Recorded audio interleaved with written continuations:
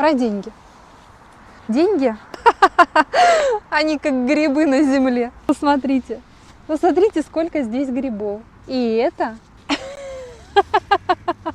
Посмотрите. Это вам еще одно доказательство того, что деньги как грибы. Они под ногами. Они только поверни голову, только наклонись. Сделай небольшое усилие к тому, чтобы взять свои деньги, чтобы взять то, что тебе принадлежит по праву рождения. Просто потому, что ты хочешь. Да просто потому, что ты достойна по праву рождения.